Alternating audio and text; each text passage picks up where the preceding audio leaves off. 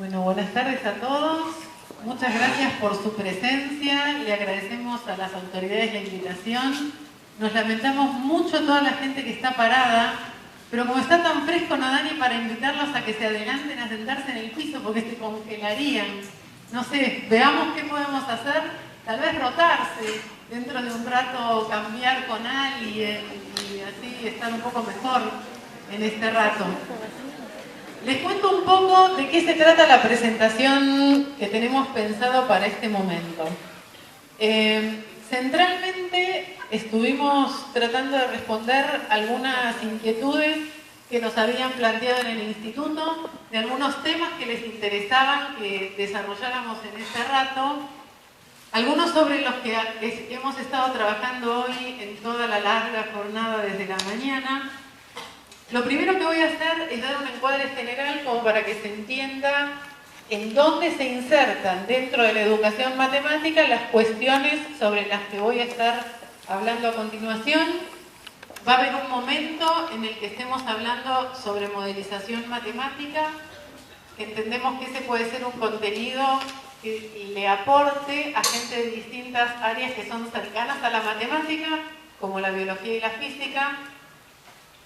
Cuestiones de resolución de problemas, que como hoy empezamos a ver, van a ver que pueden ser pensados más allá de únicamente problemas en matemática.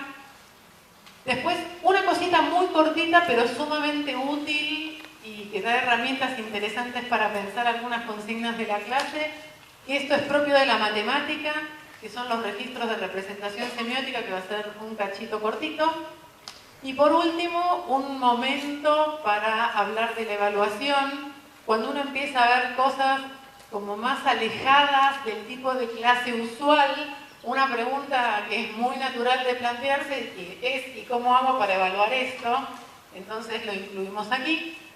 Y bueno, un cierre de todo esto un ratito más tarde. Para pensar el encuadre general, yo los invito a ver este mapa de líneas de educación matemática. Tal vez desde el fondo no se lea el detalle, pero dentro de cada uno de los globitos naranja hay el nombre de una línea de educación matemática sobre las que hoy en día en todas estas se hace investigación. En Argentina hay equipos que trabajan y hacen investigación en estas líneas. Algunas de ellas no nacieron en la Argentina, son líneas que vienen como importadas, que tienen origen en otros países o desarrollos en otros países, pero lo que me gusta de poner así como este mapa de líneas de educación es que muestra la amplia diversidad que hoy en día hay en desarrollos en educación matemática, que algo tiene para decirnos respecto de cómo hago para lograr que otro aprenda matemática. En particular, lo que yo voy a estar comentando aquí se enmarca en uno de estos globitos, que es la escuela anglosajona, también llamada resolución de problemas, que es una de mis viñetas iniciales de hoy, sobre la que voy a estar hablando. Si ustedes pudieran leer, verían que no hay un globito que diga modelización matemática, y entonces se podrían preguntar, o me podrían preguntar, si estos puntos suspensivos estarían dándole lugar a esto de la modelización matemática. Y yo les contesto lo que diría la gente que hace investigación en modelización matemática hoy en día. Ellos se reconocen más que como una línea de educación matemática, como un campo de investigación en un área que es la modelización matemática, y en algunos casos la encuentran apropiada para pensar enseñanza y aprendizaje de la matemática. Entonces uno podría decir, bueno, no lo considero como una línea con sus propios desarrollos teóricos, una línea de educación matemática con sus propios desarrollos teóricos, sino que lo pienso como un campo en el que se hace investigación y que más de uno que esté ubicado o que esté tratando de pensarse alineado en otro de estas teorías podría incluir o podría decidir incluir para sus clases de matemática.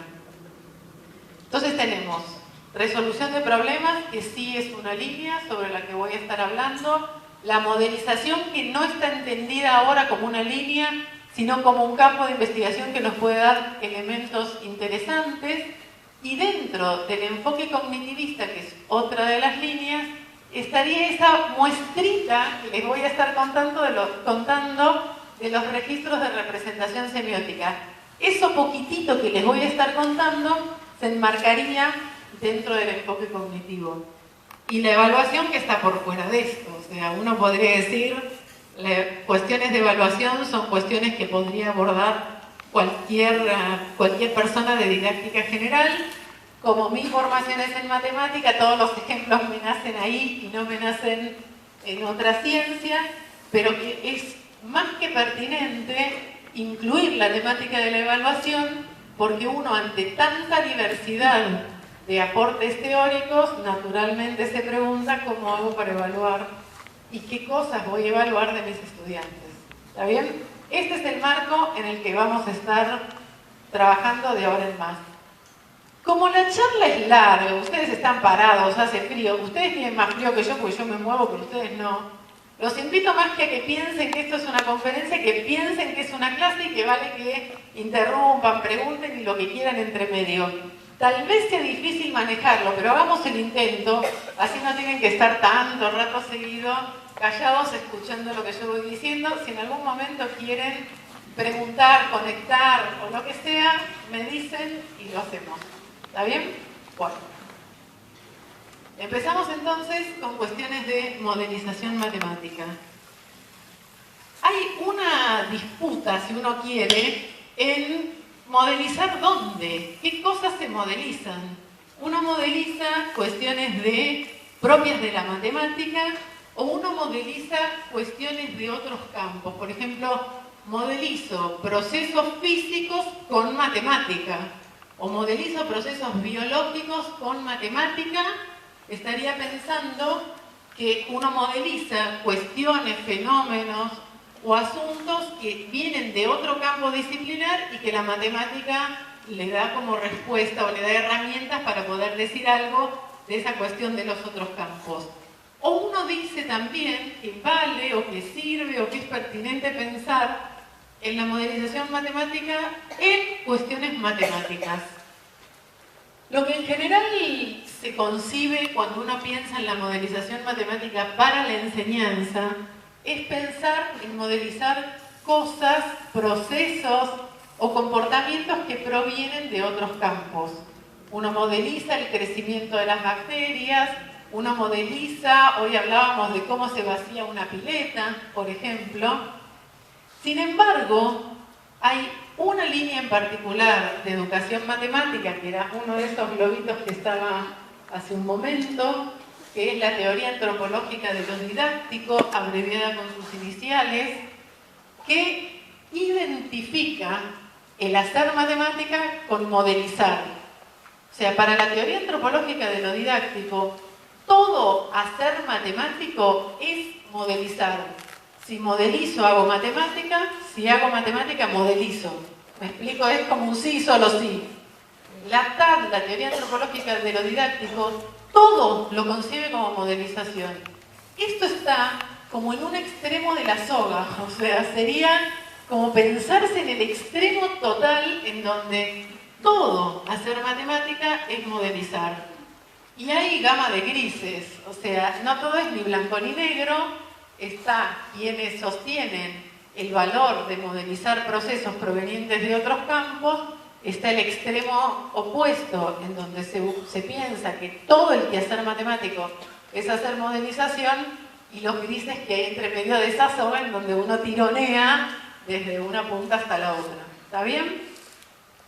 Bueno, nosotros centralmente nos vamos a estar dedicando en este rato a pensar cómo podría ser el proceso de modelización cuando uno tiene una situación de la vida real, si uno quiere, o enmarcada en algún otro campo disciplinar.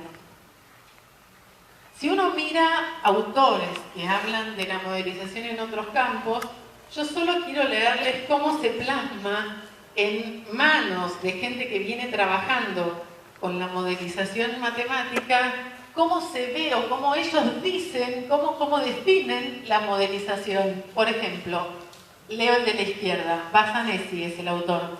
Dice que modelizar se entiende como un proceso dinámico para entender comportamientos provenientes de las ciencias experimentales, en busca de modelos matemáticos que permitan la comprensión de tales situaciones reales. Fíjense que se ubica en las ciencias experimentales.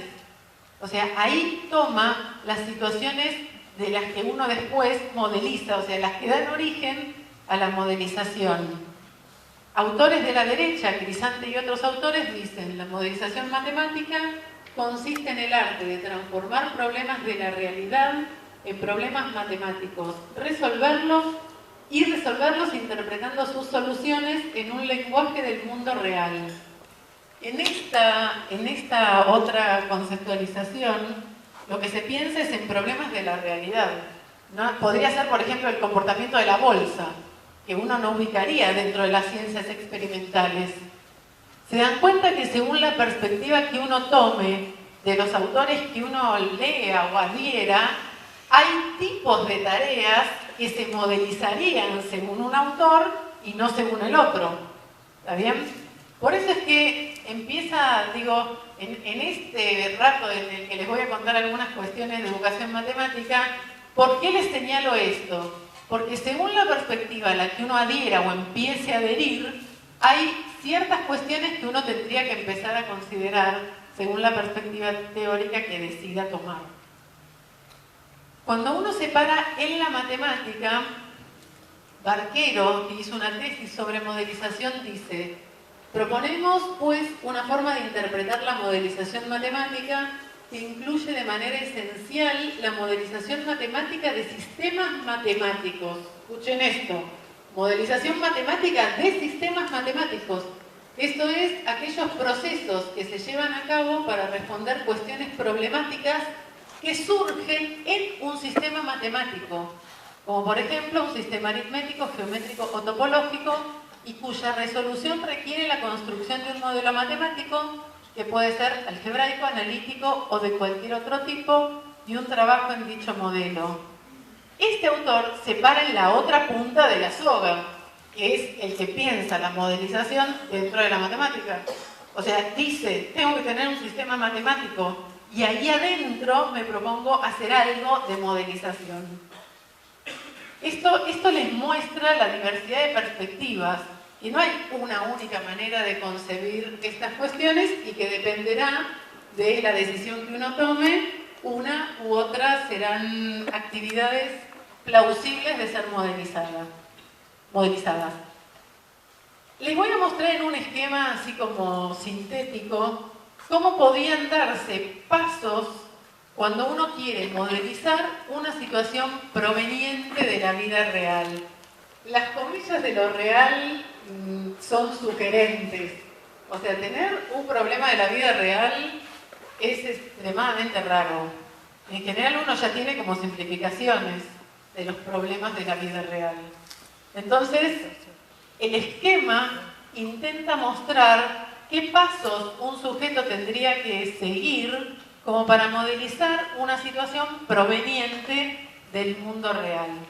Es un esquema que tiene una serie de pasos, como ahora les voy a mostrar, y que de ninguna manera esos pasos necesariamente tienen que darse de manera lineal.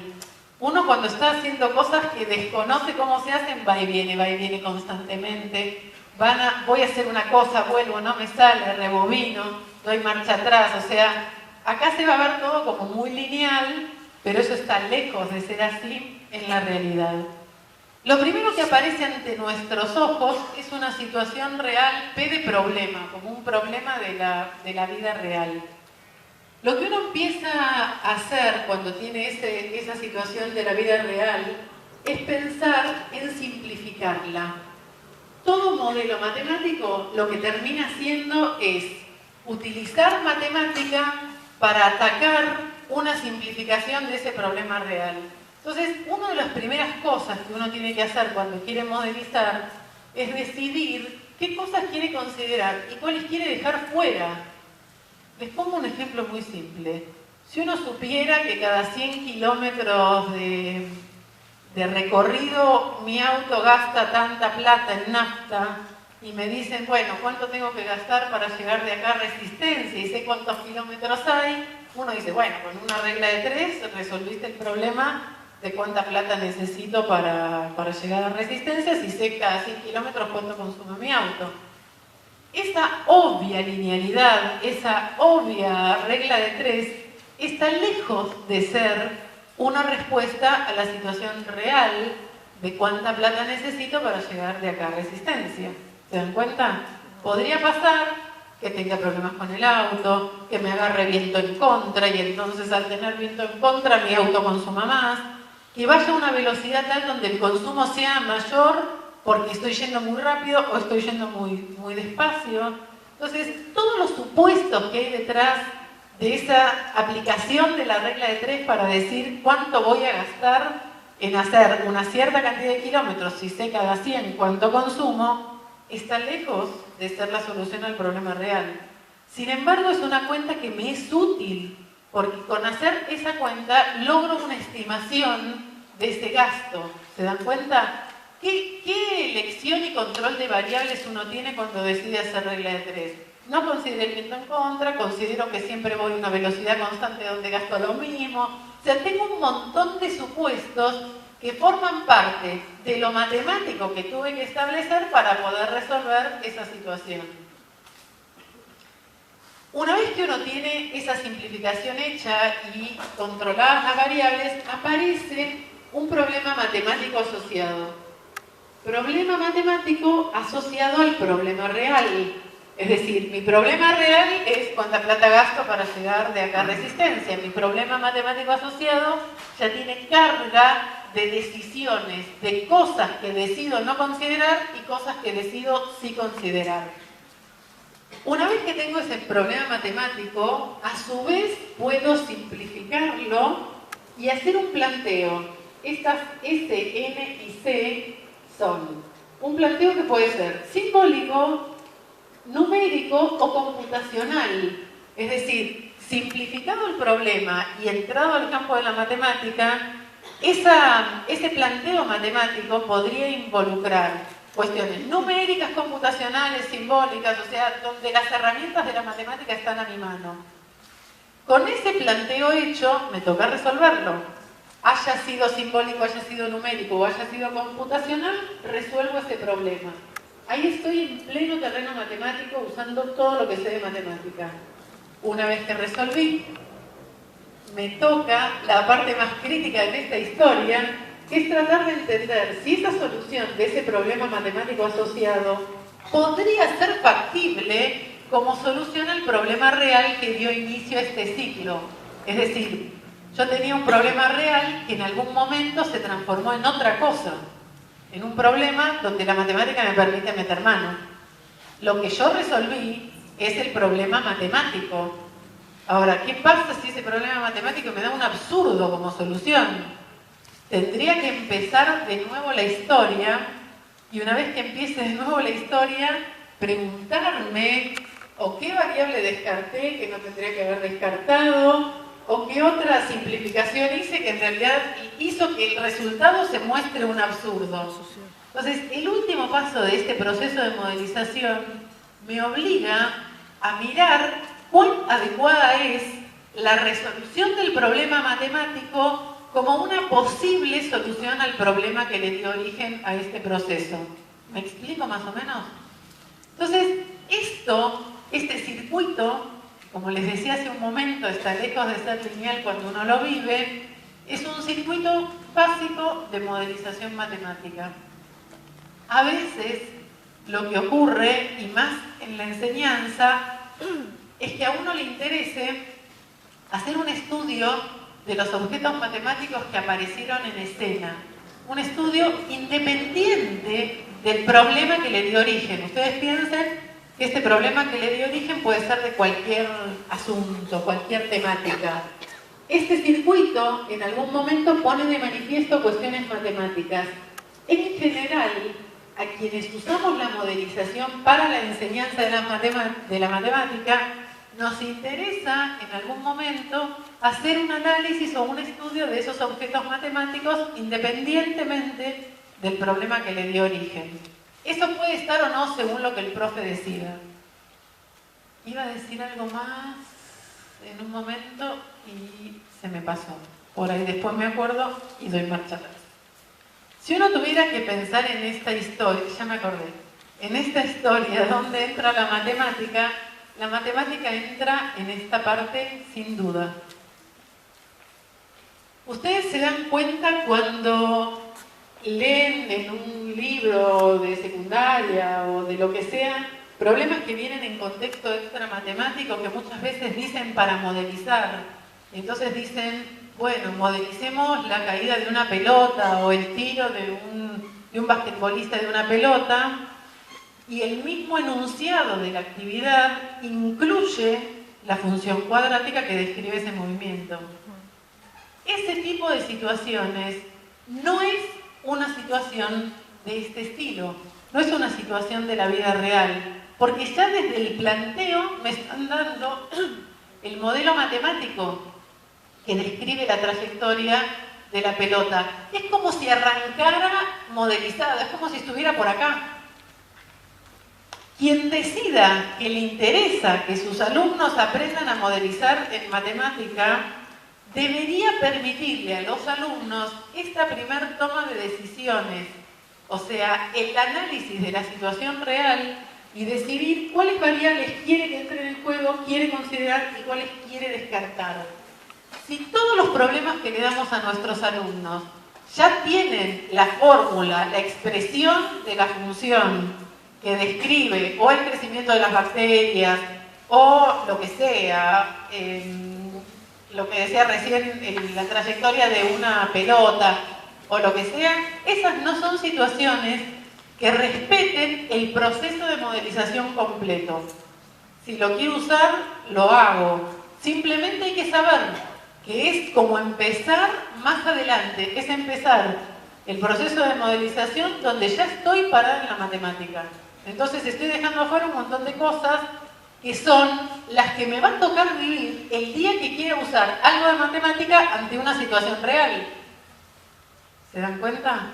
Es todo un riesgo si uno quiere trabajar con modelización, todo darlo empezado a modelizar con las funciones, porque hacen que el alumno no pueda vivir la parte anterior, que es la toma de decisiones hasta llegar a que la matemática aparezca.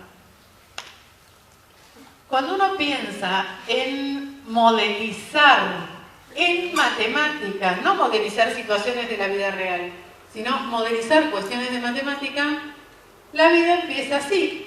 Empieza con un problema matemático, está la M al lado de la P para sugerir que ese problema ya es de matemática, y empieza la misma historia. El único globito que está ausente es el que decía el planteo del problema matemático asociado. Y no está porque todo esto ya nació en matemática. O sea, no es que había algo que era de la vida real y que yo metí la matemática porque con la matemática iba a poder contestar algo. Ese es el único que no tengo, todo el resto sigue igual, y entonces el estudio independiente de las cuestiones matemáticas se da o no se da según lo que el profe quiera, y cuando uno piensa en qué lugar aparece la matemática acá, la tenemos en todos lados. Este es el extremo de la soga en donde la modelización matemática se entiende como el quehacer matemático. En el otro, que tenía parte celeste y parte verde, la matemática entraba en juego en una zona y estaba esta situación real en otra parte, previa a que aparezca la matemática en escena. Estamos más o menos hasta ahí con cómo sería este proceso de modelizar. Cuando uno piensa en modelizar en la enseñanza de la matemática, miren estas tres distinciones que aparecen aquí. Hay como tres maneras muy diferentes entre sí de pensar la modelización matemática para la enseñanza. La primera, que figura aquí, aplicar modelos ya establecidos. Es decir, yo, profe, le doy a mis alumnos un modelo que describe el crecimiento de las bacterias o el decrecimiento de no sé qué, la bolsa. O sea, yo le doy un modelo y le digo a mis alumnos que apliquen ese modelo para decir algo del proceso que el modelo describe. El segundo el profesor muestra y explica a sus alumnos cómo se construyen los modelos. Yo, profe, les digo a mis alumnos cómo construyo el modelo que describe la trayectoria de la parábola. Entonces me paro en el pizarrón y les explico esa construcción del modelo. Y el tercero, la tercera forma de concebir la modelización matemática en la clase es darle al alumno una situación de estos problemas P, de manera que el que sea el que modeliza sea mi alumno. O sea, yo le doy una situación, pero el que va a modelizar esa situación va a ser el alumno. ¿Se dan cuenta que son muy distintos entre sí? ¿Se dan cuenta que hay uno lejos, mucho más complejo que el otro para el alumno? O sea, el tercero de estos, asignarle al estudiante una situación para que él modelice, es mucho más complejo que darle un modelo hecho y pedirle que lo aplique. No desmerezco ninguno, simplemente quiero que uno tenga conciencia de cuál es la exigencia cognitiva. Hoy hablábamos de eso, es decir, cuánto quiero que mi alumno se esfuerce por poder contestar una situación u otra ante la consigna que yo le pongo delante. Una cosa es darle un modelo y decirle aplícalo, y otra es darle un problema y decirle modelizar. ¿Estamos de acuerdo? Decisión de ustedes lo que quieran hacer en su clase. Cuando uno dice, bueno, me gusta esto, me gustaron los globitos, los pasos, ya entendí, me gusta esto de tomar situaciones que sean de la vida real, pero ¿cómo me organizo la clase? ¿Cómo organizo el trabajo? Y ahí aparecen algunas formas como diferentes de pensar la clase.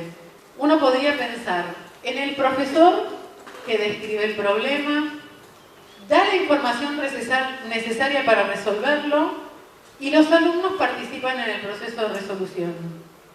Podría pensar este segundo bloque, el profesor describe el problema, los estudiantes son los que buscan datos y elaboran la información necesaria para resolver el problema, o bien, esto es muy, tal vez, alejado de nuestra imaginación, pero es en realidad donde se pone el foco, la gente que hace investigación en modelización, que es que los estudiantes eligen, formulan y resuelven el problema que modelizan. Lo eligen, lo formulan y lo resuelven. La gente que hoy en día estudia cuestiones de modelización matemática está pensando en este tipo de trabajo con los alumnos. No les da el problema el profesor al alumno para que él modelice, sino que permite que el alumno sea la persona quien genera lo que le interesa dilucidar, para lo cual apela a la matemática. ¿Se dan cuenta que acá, de nuevo, hay una gran diferencia grande?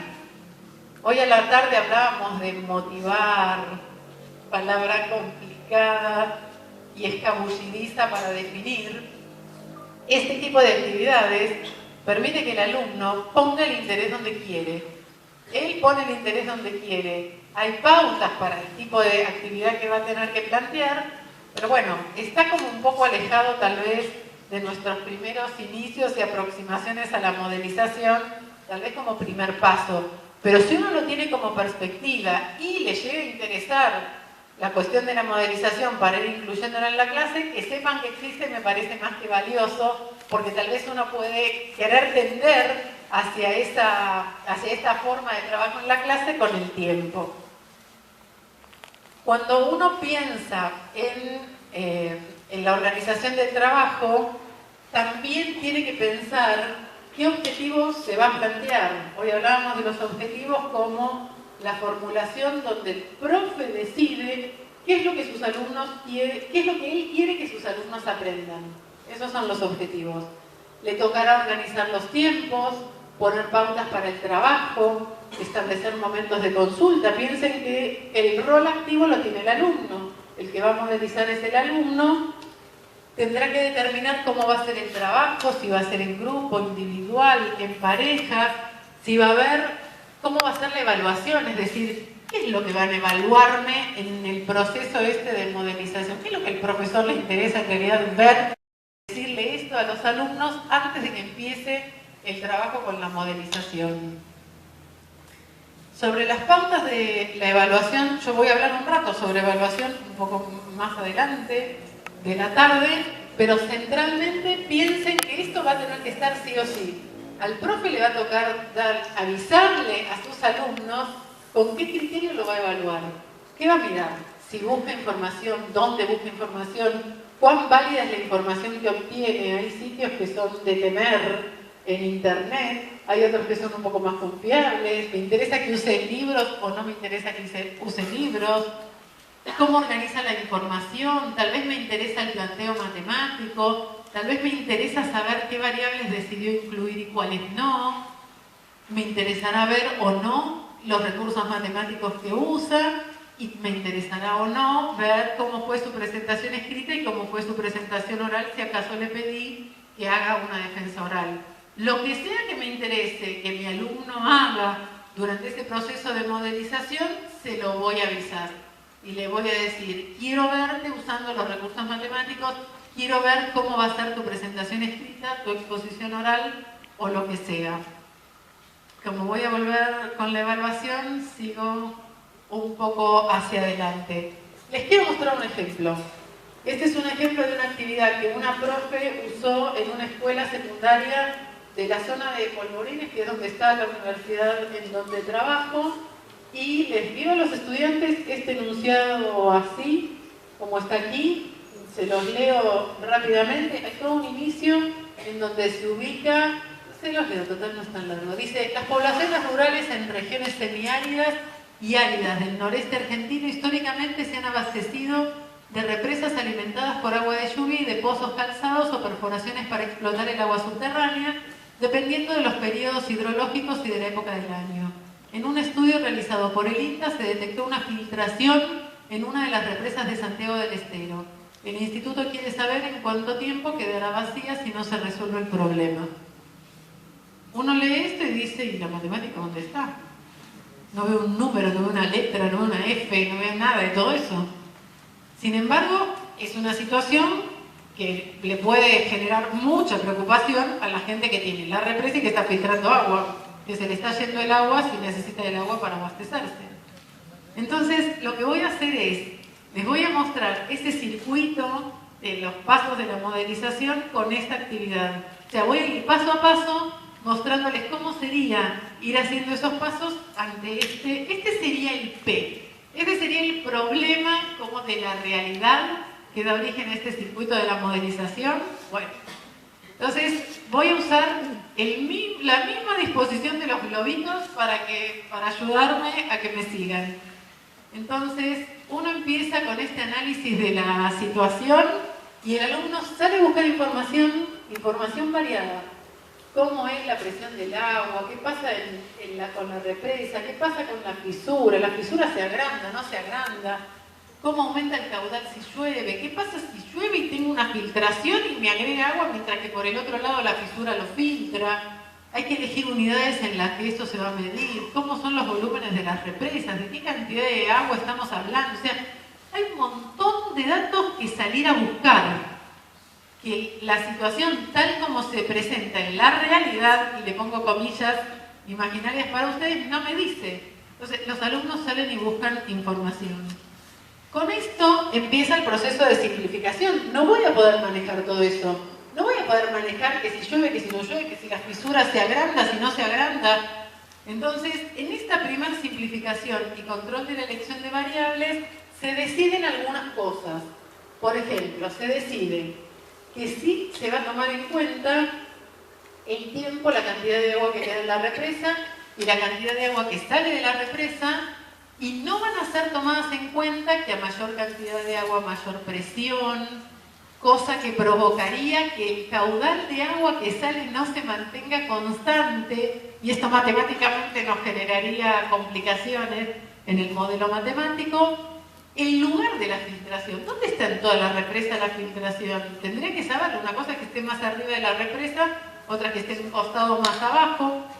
El tamaño de la filtración que podría modificarse con el tiempo, si llueve o no en el periodo. Decido ciertas cosas y decido dejar afuera variables. No me va a importar por un rato el lugar en donde está la fisura. Se dan cuenta que estoy siguiendo el orden de los globitos, ¿no? Voy por acá. Enunciado del problema matemático asociado. Entonces ahí aparece cómo sería una formulación del mismo problema real, pero ya aparece matemática.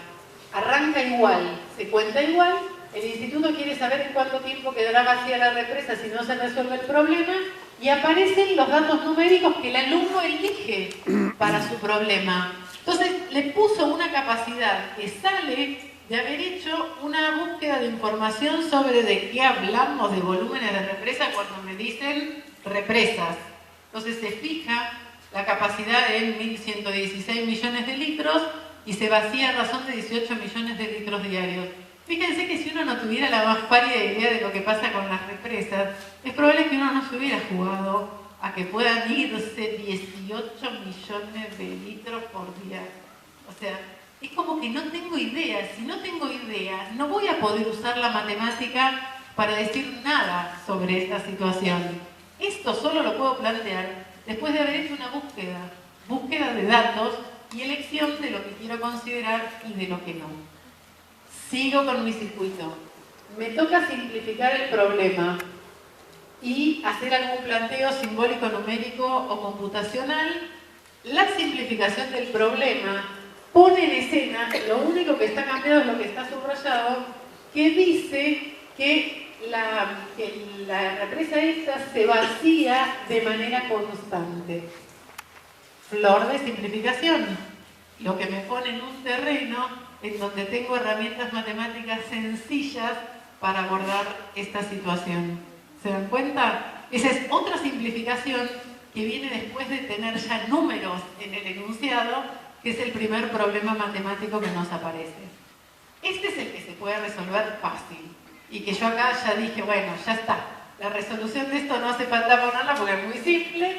Si por día se van 18 millones y sé la capacidad, en un ratito te digo en cuántos días se me vació y punto. O sea, tengo un número que sería la resolución de este problema matemático asociado. Y con eso entro a mirar la adecuación de la solución, a que me suene razonable. La adecuación es difícil de analizarse. Lo que es más fácil de analizar es cuando la solución me da un disparate. Si me hubiera dado la solución de esto, que en 899 años se me vacía la represa, diría, algo de lo que planteé por ahí fue disparatado y no me di cuenta. O saqué variables que no debería haber sacado y las debería haber considerado, o tomé datos que estaban muy alejados de la realidad. ¿Y qué tendría que hacer entonces? Tendría que empezar el circuito de nuevo. Tendría que volver a pensar si la primera simplificación había sido o no razonable y revisar este proceso. ¿Está bien? Cuando uno piensa y decide como profe si quiere o no hacer un estudio de los conocimientos matemáticos que hay detrás, en este ejemplo nosotros tendríamos proporcionalidad directa, modelo lineal, tabla de valores, gráficos. Decido qué es lo que quiero usar, qué es lo que no quiero enseñarlo, no quiero enseñarlo, decide el profe. Esto es lo que decía recién, que me quedó como alterada, tendría que haber estado tal vez esta diapositiva antes. Sobre todo uno revisa el modelo cuando surgen casos como incoherentes. Ese es el punto en donde se pone en evidencia que esa modelización en realidad no estuvo bien y por algún lado algo pasó. Si se estudia o no la función dependerá del docente. Cuando uno decide trabajar con modelización, les van a surgir preguntas rápidamente, como por ejemplo, ¿siempre tendré las herramientas matemáticas para encarar la resolución? ¿Qué pasa si no las tengo? ¿Cuándo tendría interés en que el profe le plantee a su alumno lo interesante que es estudiar los objetos matemáticos en sí mismos? ¿Por qué? ¿Para qué tendría que hacer esto? ¿En qué momento? Y por supuesto el de cómo evaluar, asunto que develaré un poco más adelante. Pero digo, no es un detalle menor que uno piense, ¿qué pasa si mis alumnos no tienen las herramientas para modelizar tal cosa? ¿Las introduzco, no las introduzco? ¿Qué hago? Y las respuestas le toca dárselas al profe. Si al profe no le importa que sus alumnos no dispongan las herramientas, tal vez le interese que puedan ir a buscar herramientas matemáticas para resolver el problema. ¿Se entiende?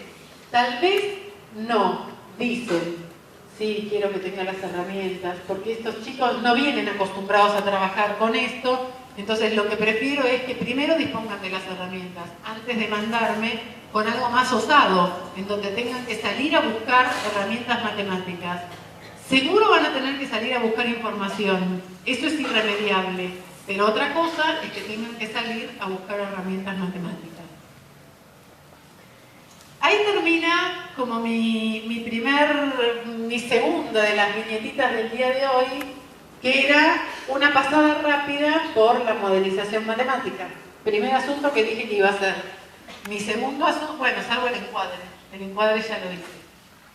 Mi segunda cuestión para contar aquí tiene que ver con la resolución de problemas, que esa sí es una de las líneas actuales, vigentes y activas en educación matemática, que se llama de todas estas formas: resolución de problemas, en inglés problem solving, escuela anglosajona, y para los generalistas, aprendizaje basado en problemas.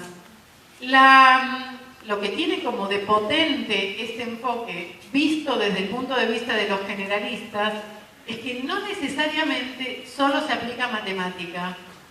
A nosotros que estamos en matemática no se nos ocurre pensar problemas que no estén en matemática. Pero para el generalista que enseña como línea o como metodología de trabajo el ABP, el aprendizaje basado en problemas, está lejos de circunscribir esta línea solo para matemática. Si quieren un ejemplo así extremo y loco total, yo conocí una universidad en México que tiene toda su formación de grado basada en el enfoque del aprendizaje basado en problemas. Todas las materias de la formación de una universidad se encaran con esto que voy a estar contando ahora. En mi presentación modesta solo puedo mirar matemática, pero bueno, con esto que les digo de antesala, pongo atentos a los que sean de otras áreas, porque con esto que les digo, otras áreas podrían pensar su formación con este modelo del aprendizaje basado en problemas. Esta primera que viene tiene 3 viñetas. En esas 3 viñetas se intenta describir el espíritu de este enfoque del aprendizaje basado en problemas o de la resolución de problemas. El foco para quien elige esto como modelo de enseñanza está puesto en lograr que sea el alumno el que se convierta en un resolutor de problemas. Un profe que elija la resolución de problemas como línea, lo que le interesa y donde pone todas sus fichas y energía es en lograr en que sus alumnos se transformen en buenos resolutores de problemas. De matemáticas si soy de matemática, del área que sea si soy de otra área. Esto hace, y acá viene una de las cuestiones que hay que entender finamente para poder entender esta línea, que en realidad la línea esta no se piensa primero por contenido matemático o por contenido disciplinar. ¿Qué quiere decir eso? Todos los problemas siempre van a ser de algún área, siempre van a tener un contenido. A mí me salen los ejemplos en matemática, entonces digo, bueno, todo problema va a tener matemática. Esta segunda viñeta lo que nos dice es que cuando uno piensa en enseñar por resolución de problemas, no piensa primero en cuál es el contenido matemático que quiere que el problema tenga, sino que piensa en cuáles son las estrategias que quiero que mis alumnos desarrollen para convertirse en buenos resolutores de problemas. Y para eso, para lograr que mis alumnos se conviertan en buenos resolutores de problemas, yo le elijo problemas con algún contenido matemático. El contenido está, pero no pienso primero ese contenido para después pensar el problema, sino pienso qué propuesta le voy a hacer a mis alumnos para que mis alumnos resuelvan estas actividades que son llamadas problemas. ¿Se entiende ese matiz de diferente? Si yo me veo en mi casa armando problemas, no me veo pensando contenidos. No voy a decir, mañana tengo que enseñar función lineal, entonces voy a buscar un problema. No hago eso.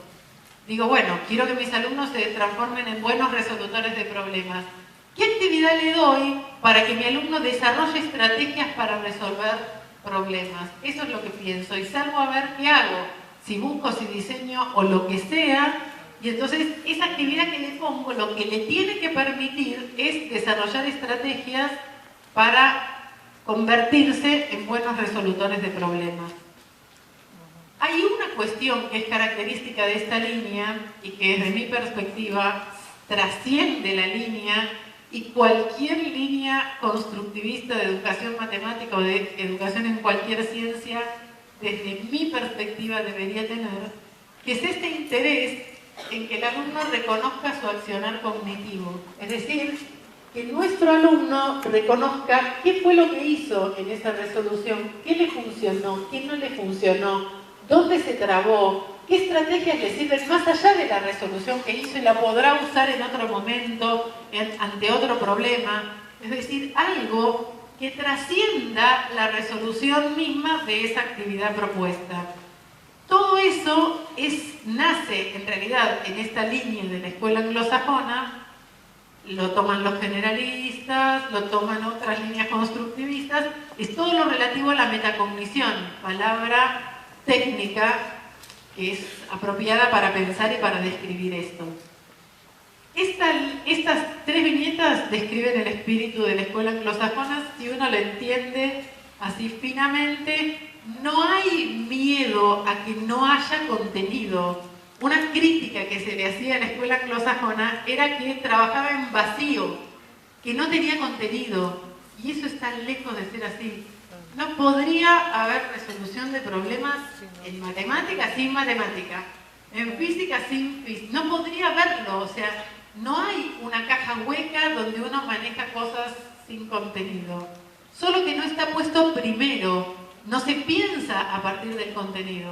Esa es la gran diferencia entre una cosa y otra.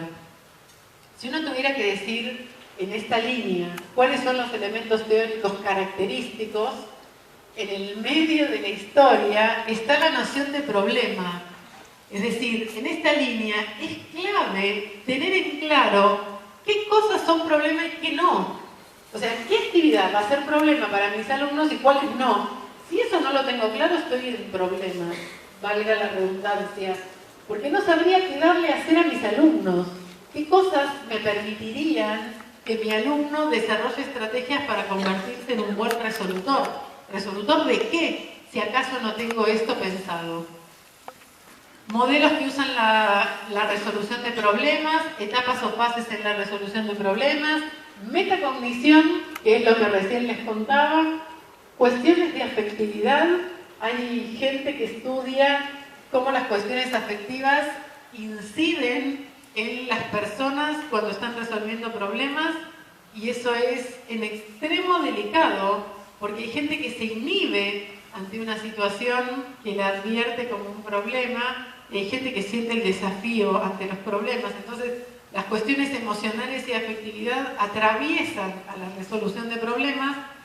Y el último concepto, el concepto de heurísticas o estrategias heurísticas. Acá les pongo una definición de problema que no interesa demasiado ni tener, debe haber tantas definiciones como autores en danza que trabajan con la resolución de problemas. Cada uno establece qué es lo que para sí va a ser un problema, se define. Esta en particular dice, un problema para un individuo es una situación que requiere solución y o sea, el individuo, estando motivado u obligado por las circunstancias académicas, personales o vitales, no posee ni vislumbra el medio camino que conduzca a la misma, o sea, a la solución, al menos en lo inmediato. Y si ustedes buscan otras definiciones de problemas, hay algunas definiciones que adentro de la definición misma hablan de si el alumno tiene que disponer de las herramientas para resolver. Hablan de si la situación lo tiene que motivar o no. hablan de si la situación le tiene que ser un desafío o no. Es decir, hay ingredientes que entran en juego en la definición según lo que cada uno de los autores considere valioso para su clase o para lo que esté estudiando. Lo que todas las definiciones tienen en común son estas tres cuestiones. Una meta por alcanzar o lograr, un bloqueo o resistencia inicial, es decir, no sé qué hacer cuando leo el problema. Si leo el problema y automáticamente sé qué hacer, ya sé que no fue problema. ¿Está bien? Eso es lo que suele pasar con los ejercicios. Si uno tuviera que decir, ¿qué es un ejercicio? Un ejercicio es una actividad que para un alumno, cuando lo lee, sabe exactamente el camino que debe transitar. Si eso es ejercicio, problema está en la antítesis, o sea, es antagónico al ejercicio. Es cuando vos lees y todavía no tenés idea de qué hacer para resolver eso. Esta cuestión del bloqueo va a ser clave para justamente el despliegue de estrategias que los alumnos van a poner en juego para intentar resolverlo. Si no hay bloqueo, no hay estrategias. ¿Qué voy a andar probando por la vida? Si sé exactamente qué es lo que tengo que hacer, ¿para qué voy a estar probando? Y la otra cuestión que tienen todas las definiciones, es la relatividad del sujeto. O sea, que algo sea problema, es que es problema para ese individuo, para ese sujeto, y no necesariamente para otra persona. Estas cuestiones son comunes a las distintas definiciones. Como se da el bloqueo, como se da esto de leo el problema y no sé exactamente qué es lo que tengo que hacer, en ese no tener idea de lo que tengo que hacer, surgen los intentos del sujeto por resolver la situación. En esos intentos se ponen en juego estrategias que se llaman en esta línea heurísticas. Son estrategias, no siempre funcionan, no siempre son matemáticamente válidas, no siempre me llevan a la solución, ni mucho menos.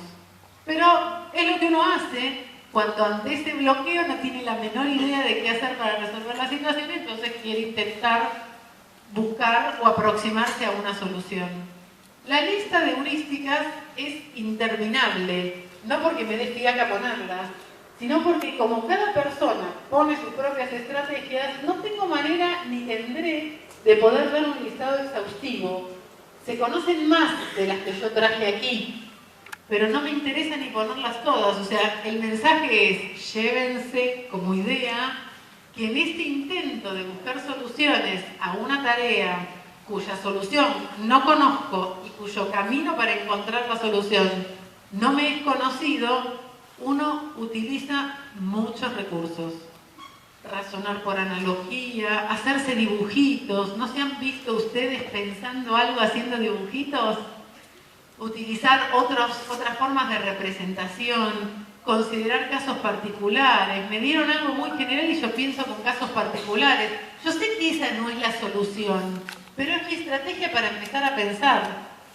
Considerar casos particulares, dividir el problema en subproblemas, simplificarlo, le bajo el número, pienso más chiquito, después veo con eso qué hago. O sea, son todas estrategias, no todas me darían la solución, no todas son matemáticamente válidas, pero es lo que el profe quiere que el alumno aprenda.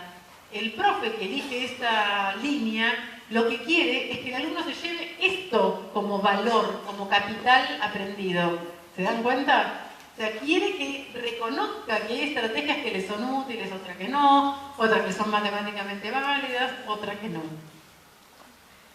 Cuando uno piensa en las cuestiones de lo metacognitivo, que lo que significa esta palabra es reflexión sobre la propia cognición, aparecen en escena el interés del profe. Escuchen esto, al profe le interesa que sus alumnos reconozcan su accionar cognitivo. Al profe le interesa que sus alumnos conozcan cómo es que ellos resuelven las actividades, que controlen y regulen su propia actividad cognitiva. Esto es en extremo difícil, no sé si se ve, porque en la cabeza de cada uno es donde se da esto. No hay manera que el profe dando una clase expositiva logre nada con la metacognición más que con suerte, con sus intervenciones en la clase, lograr que sus alumnos hagan esa reflexión metacognitiva sobre lo que pasó por su cabeza cuando estuvieron resolviendo los problemas. Ojalá pasara eso. Ojalá el profe con sus intervenciones pueda lograr que el sujeto piense sobre lo que estuvo haciendo para ver qué me llevo, además de esta resolución del problema. Esto es lo que hace un rato le decía, que es inherente a esta línea, pero que desde mi perspectiva se va más allá y le trasciende a la escuela anglosajona lejos. Estoy pasando, no sé si se dan cuenta, estoy pasando por estos elementos teóricos de la línea, una muestra así veloz y gratis de lo que dice la línea de estos elementos teóricos. En los pasos para la resolución de problemas, en realidad no hay pasos que uno pueda decir, a ver, primera etapa, hace esto, segundo paso, hace esto. Si tuviéramos eso resuelto, no tendríamos problemas de nada. Ni nosotros para resolver problemas, ni nosotros para enseñarle a otro a que resuelva un problema. Estaríamos felices en la vida, ¿no? Entonces, lo que hizo Polia y lo que han hecho otros autores que yo no traje acá, es modelizar cómo es esa resolución, ¿no? Modelizar cómo son los pasos. Miren el término que uso. Es una modelización en educación matemática, no es una modelización matemática. Lo que Polia dice es que centralmente hay 4 pasos en la resolución de un problema. Un momento para comprender el problema, comprender lo que tengo que hacer, a dónde tengo que ir, los datos que tengo. Un momento para trazar un plan, para pensar qué voy a hacer yo para resolver esto, ejecutar el plan y verificar la solución. Parece una trivialidad, pero van a ver ahora en un momento que tiene una aplicación más que útil cuando uno se para en el rol docente y uno dice, cuando yo esté ante un alumno que me viene a hacer una pregunta y no sé cómo contestarle, van a ver cómo esto me puede dar una muy buena letra. Otros autores han hecho otras modelizaciones con matices, o sea, estos 4 pasos seguro están, no necesariamente se dan en ese orden. A ver si compartimos esto, de Pinedo a Buenos Aires. ¿No les pasó alguna vez que les dan a sus alumnos una actividad y el alumno casi que ni la leyó y se puso a hacer algo? Y ustedes dicen, ¿pero qué hace? Piensa uno, ¿no? ¿Pero qué hace si todavía ni leyó la actividad y ya hay algo que está haciendo? Esa persona claramente no empezó tratando de comprender el problema, empezó haciendo algo, ejecutando algo que ni siquiera es el plan. Cuando ven que ese hacer no le conduce a nada, por ahí vuelve a leer el enunciado intentando comprender el problema. ¿Sí? O sea, no toda persona dedica un tiempo primero a comprender el problema. A veces leo y como tengo números, digo, esto es suma, resta o lo que sea. Sí, dale. Esa ejecución en el plan, ¿puede estar relacionado con lo estrictamente holístico, con lo emocional que explicaba anteriormente? Es decir, una resolución de un problema sabemos que es estrictamente subjetivo y que puede estar dictado en un 50% por lo holístico y un 50% por la metacognición. Es probable que esa ejecución del plan que nosotros decimos, está bien, le damos una actividad a un estudiante y el estudiante no leyó la actividad, pero igual de todas maneras se puso a hacer. ¿Es porque es emocional, porque es impulsivo, se tiene que ver con lo holístico? A ver, hay heurísticas en cualquiera de esas etapas. Cuando uno todavía ni entiende de qué me habla el problema, uno usa heurísticas. Uno intenta resolver su problema que es, no entendí lo que me piden. ¿Se dan cuenta de este matiz? O sea, entender el problema se transformó en un problema. Entonces usás heurísticas para intentar entender el problema. Muy loco. ¿Podríamos utilizar la heurística para motivarlo también? Fíjate esto, todo lo que tiene que ver con metacognición que vos recién me comentabas, tiene que ser posterior a la resolución en sí. Claro, no antes. Posterior, porque vos tenés que pensar sobre lo que hiciste. Cuando vos ya tenés control sobre tu accionar, la heurística, y vos decidiste simplificar el problema, porque vos ya entendiste que no entendés mucho de qué se trata el problema y que lo querés simplificar el problema no como una estrategia que pongo en juego en mi desesperada búsqueda, sino ya estoy en un plano de mucho más control sobre la situación y yo decido utilizar una estrategia en la que simplifico el problema.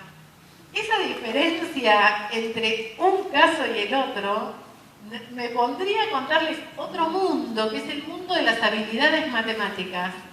Cuando uno tiene una habilidad matemática, tiene el control sobre su quehacer. Si uno controla la heurística, uno tiene una habilidad heurística que dista mucho de estas heurísticas más ingenuas y más, ante no saber qué hacer, me pongo a probar qué es lo que puedo hacer. ¿Está bien?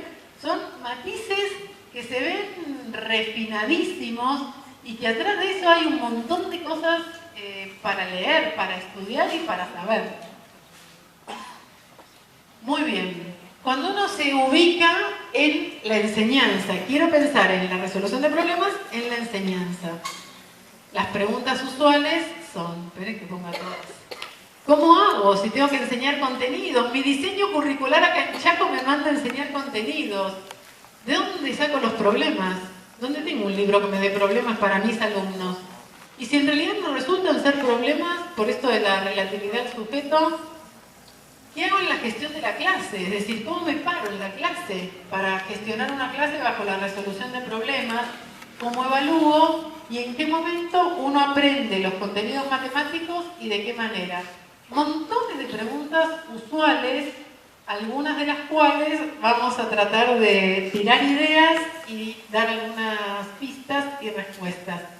Algunas cosas son solamente ideas, como para que vean que una línea que puede verse tan distante a nosotros, porque nosotros tenemos que enseñar contenidos, y esta línea me dice, no priorices el contenido, van a ver que se pueden acercar de alguna manera. Si uno tuviera que pensar en cómo combinar contenidos con este enfoque, yo les tiro solamente un par de ideas para que vean que es posible. Uno podría organizar sus unidades de su materia dejándose un espacio que bien podría ser al final de haber dado contenido matemático. Todos los rectangulitos que están en violeta tienen contenido matemático, enséñenlo como quieran. Si quieren después otro día hablamos de cómo se podrían enseñar. Pero estos tienen contenido matemático. Y me dejo una unidad al final para trabajar con la resolución de problemas. Les pregunto, en esta última unidad, ¿sobre qué contenidos van a ser mis problemas? Y sobre todo lo que está arriba, sobre todo lo que ya vi. ¿Ordenado en el mismo orden que estuve trabajando? No. Batido total, no me importa el contenido, pongo el foco en las estrategias. Pero que aparezca de cualquier contenido de los anteriores vistos. Acá tengo una forma, si me interesa, de combinar la resolución de problemas con la enseñanza de contenidos. Miren otra forma, y hay más, y ustedes van a ser libres de decidir lo que quieran. En cada una de las unidades, nosotros podríamos tener un espacio para trabajar la resolución de problemas. ¿Se dan cuenta la gran diferencia entre este y el anterior? En esta tengo a lo largo de todo el año un trabajo con resolución de problemas, y en la otra, en el modelo de la diapositiva anterior, tenía vida normal y al final del año aparecían los problemas. En esta, yo puse acá lunes, miércoles y viernes por dar un ejemplo, es como si 2 días de la semana trabajara clases y el tercero trabajara sobre la resolución de problemas. Si decidiera hacer eso, tienen que tener un cuidado, que es estos problemas que pongo el tercer día que me encuentro con mis alumnos. ¿De qué contenido lo pongo? ¿O de cuál no necesariamente? Tengo que cuidarme de no poner los contenidos matemáticos que trabajé acá siempre en este momento. Porque si yo tengo lunes y miércoles trabajando con función lineal y viernes pongo problemas para resolver con función lineal, no estoy poniéndole el foco a las estrategias, sino al contenido. Entonces tendría que hacer un batido loco de todos los temas de matemática que mis alumnos ya saben, y ese tercer día meter problemas con cualquier contenido de matemática. ¿Se dan cuenta? Entonces esto muestra en realidad que no es tan disparatado pensar, si a uno le interesa y considera valioso, hacer un esfuerzo por formar a sus alumnos en la resolución de problemas se podría combinar, y ustedes tendrán más imaginación todavía para combinar de otras maneras la enseñanza de contenidos con la resolución de problemas. Si tuvieran que poner objetivos de aprendizaje, tendrían que poner objetivos que se refieran al alumno aprendiendo a resolver problemas y no objetivos referidos a contenidos matemáticos. O si los ponen porque están combinando y haciendo estos híbridos de contenido y resolución de problemas, bueno, ahí aparecerán con objetivos que tienen que ver con contenidos matemáticos y objetivos que tienen que ver con la resolución de problemas. Es todo un asunto delicado cómo diseñar actividades que sean problema para nuestros alumnos. Yo les quiero contar unos tips, así, algunas cositas que por ahí los ayudan a imaginarse cómo podrían hacer para diseñar algo que pueda llegar a ser problema para sus alumnos. Centralmente tienen que lograr dos cosas. Por un lado, conocer algo de los alumnos a los que van dirigidas estas actividades, y por otro lado, hay que tener un cierto cuidado en el enunciado de las consignas. Las consignas que van a ser los problemas. ¿Qué es lo que necesito conocer de mis alumnos? Centralmente necesito saber qué cosas saben hacer. No cómo andan en resolución de problemas. ¿Qué saben hacer? ¿Saben aplicar la regla de 3, sí o no? ¿Saben despejar a X más B igual a C, sí o no? O sea, ¿qué saben hacer? Necesito eso. Porque ese va a ser el lugar en donde se paran. Y sería muy bueno si uno pudiera conocer cómo nuestros alumnos perciben las actividades, cuáles ellos consideran que les son inabordables, que no las quieren ni agarrar. A nosotros nos habrá pasado 1000 veces, no sé si 1000, pero muchas, ver ejercicios en una guía cuando nosotros somos o éramos alumnos y decir, este ejercicio ni lo agarro porque debe ser difícil. ¿Les pasó? Se me sonríen, así que entiendo la sonrisa como un sí. Es decir, hay cosas que en apariencia se ven espantantes.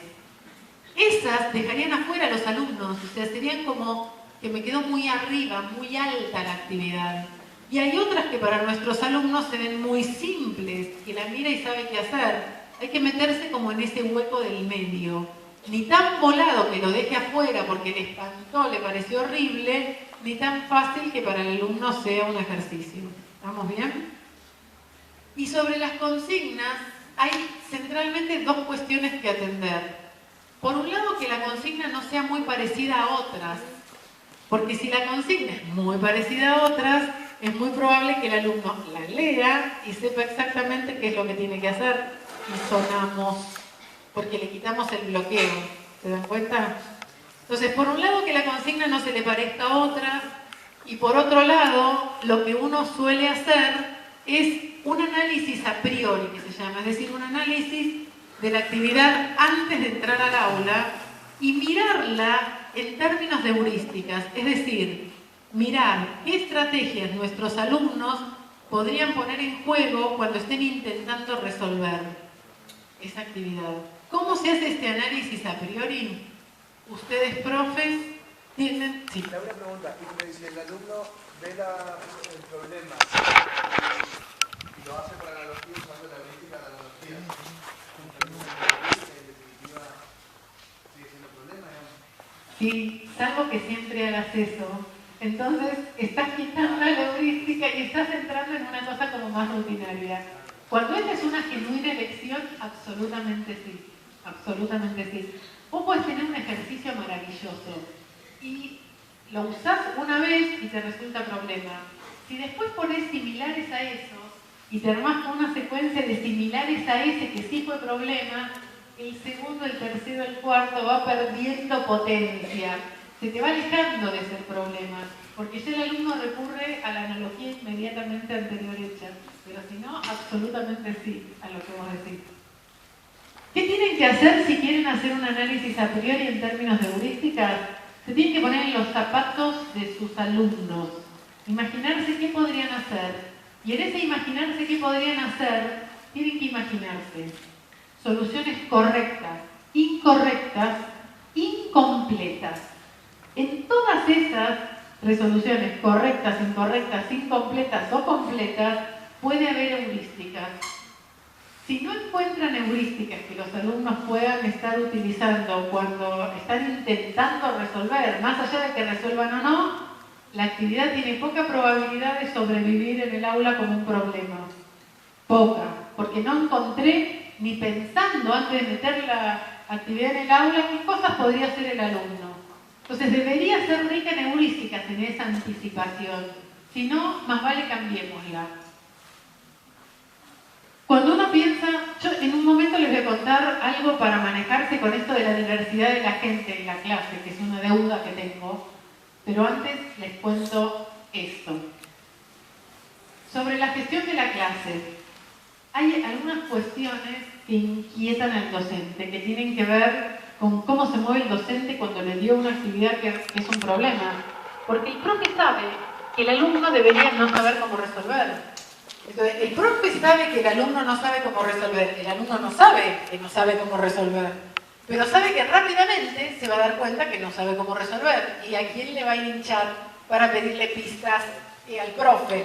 Entonces, yo le estoy dando una actividad que sé que mi alumno rápido se va a dar cuenta que no sabe qué hacer y me va a venir a mí a pedir ayuda. Entonces, la gestión de la clase se torna en algún momento escabrosa para el docente. Entonces está bueno tener algunas ideas en la cabeza, uno tal vez no lo es para el otro. Entonces ahí el plan es entrar en el aula no con un problema, sino con una gama de problemas, con una familia de problemas. Familia de problemas que tendría que tener una cierta característica para poder serlo, y ahora les quiero mostrar un ejemplo y hablar un poco de las características. ¿Querés hacer como... Bueno, entonces, el as en la manga sería... Sabemos que el hecho de que una actividad sea problema o no es relativo al sujeto. Entonces, para proteger al profe y que no le pase que entre a una clase, pone un problema que estuvo pensando a rato largo y resultó un ejercicio para todos y el profe se quiere matar. O le quedó tan alto que los tiene a todos protestando porque no saben ni cómo empezar, entra al aula con una gama, con una familia de problemas y no solo con uno. En un momento les voy a mostrar mi ejemplo. En lugar de ser un problema en esta charla, es de una gama de problemas. Así se llevan no solo uno, sino cómo es esto de la familia de problemas. Antes hago unos pequeños comentarios sobre la parte del rol del docente al momento de intervenir, durante el momento en el que los alumnos están ante la resolución de la actividad. Polia, en su desarrollo teórico en esto, no está para que lo lean esto, solamente que sepan qué es lo que hay. Los pasos de Polia están en esta columna: comprender el problema, concebir un plan, ejecutarlo y examinar la solución. Él se hacía preguntas, en cada una de esas etapas, él se hacía preguntas, cuando él estaba tratando de entender el problema, cuando estaba tratando de concebir un plan. Y estas preguntas son buena letra para que el profesor las haga cuando está en la clase. ¿En qué sentido?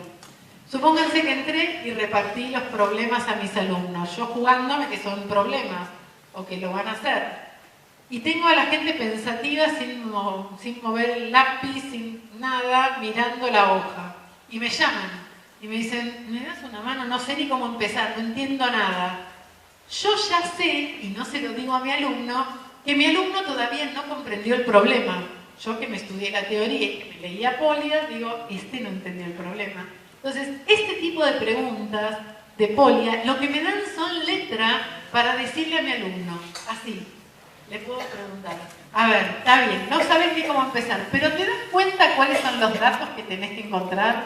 ¿Cuál es la respuesta a la que tenés que llevar? ¿Cuál es la incógnita? Es decir, las preguntas que uno mismo se hace cuando está viviendo el momento de comprender un problema pueden ser posibles intervenciones para los alumnos en cada uno de los momentos. Si ya tengo claro que mi alumno entendió el problema y está sin tener idea de qué hacer, me agarro las preguntas respecto de concebir un plan y trato de intervenir por ese lado. ¿Se dan cuenta? ¿Qué es lo peor que podríamos hacer con nuestras intervenciones? Hacer una intervención en la que le señalemos el camino a seguir. Ahí maté el problema literalmente. lo que era inherente al problema, que era lo del bloqueo, que el alumno no supiera el camino que tenía que seguir, si con mi intervención en ese momento le digo, mirá, hace esto, esto y esto, y le marco el camino, en ese punto transformé la actividad en un ejercicio, tal vez sin darme cuenta. Y eso es, o sea, si lo hice sin darme cuenta y me cae la ficha en ese momento, me voy a querer matar y diré, la próxima me saldrá mejor y vamos por la segunda. El tema es si uno no se da cuenta, interviene así y anda diciendo por la vida que trabaja con la resolución de problemas. Ese está como peor todavía, ¿se dan cuenta? Porque le estoy transformando los problemas en ejercicio y ni me doy cuenta. Cuando uno piensa en querer activarle la reflexión metacognitiva a los alumnos, hay tipos de preguntas que uno puede hacer para invitarlos a pensar. Por ejemplo, estos son solo ejemplos. Cuando estabas trabado sin saber cómo empezar, ¿te acordás lo que yo te pregunté? O sea, te invito a que pienses sobre lo que nos pasó cuando vos me llamaste, no sabías ni cómo empezar y yo hice algo que te destrabó. O sea, es pensar sobre el proceso que uno vivió. O podrías hacer una lista de preguntas que te resultaron útiles, es decir, no le doy las preguntas de Polia como un machete de paso 1 hace esto, paso 2 hace esto, de ninguna manera. Pero tal vez lo invito a que él se construya una lista que le ayude a ver, cuando le toque enfrentarse a otra situación de estas de ser problema, qué es lo que él podría preguntarse como para poder avanzar. Ejemplo de gama o familia de problemas. Lo que una gama o familia de problemas contiene son 3 problemas enganchados entre sí. Uno que es lo que llamamos un problema base, es decir, el que nos jugaríamos a que va a ser problema para la mayoría de nuestros alumnos. Y uno que va a tener complejidad menor, por las dudas, ese problema base le haya quedado alto a mi alumno. Si yo veo que le quedó alto y que no supo ni cómo empezar, le bajo la complejidad y le doy un problema de complejidad menor y otro de complejidad mayor, por si acaso el problema base resultó un ejercicio que mi alumno lo miró y lo pudo resolver inmediatamente. ¿Se dan cuenta? Estas 3 actividades tienen que tener 2 características, que es que sigan siendo problema, si no me engaño sola. O sea, esas actividades tienen que seguir siendo problema y tienen que mantener un hilo. ¿Un hilo en qué sentido? Si estábamos hablando de problemas de alguna situación extramatemática, que el contexto sea el mismo. Si hablábamos de la fisura de la represa, y pienso eso como un problema, que sigamos hablando de fisura de la represa, la misma fisura, solo que un poco más fácil y un poco más complejo. Si el problema era matemático, que siga siendo el mismo asunto. O sea, que no se vea como que uno le cambió el ejercicio. ¿Por qué razón? ¿Por qué razón tiene que mantener el hilo? Si yo veo que a mi alumno le quedó alto el ejercicio, el problema, me toca a mí tratar de que no se sienta mal por eso y hacer como quien no quiere la cosa, que le agrego algo o le sumo un plus para ver si con esta nueva actividad sí lo puedo resolver. Entonces, si yo le digo, no, espera, deja esta actividad, toma, resolvé esta, saqué mi as en la manga y le metí otra cosa de otro tema, por ahí el alumno se siente mal, porque dice, uy, me tuvo que cambiar la actividad porque yo, que soy medio pavo, no me di cuenta cómo se hace esto. Y no es nuestra idea de darle ese mensaje, es solamente que como profes entendimos que le quedó alto y sé qué hacer. O sea, sé cómo salir de esa situación. Si quieren detalles de esto, es altamente difícil saber en qué momento sacar el as de la manga. ¿Por qué razón?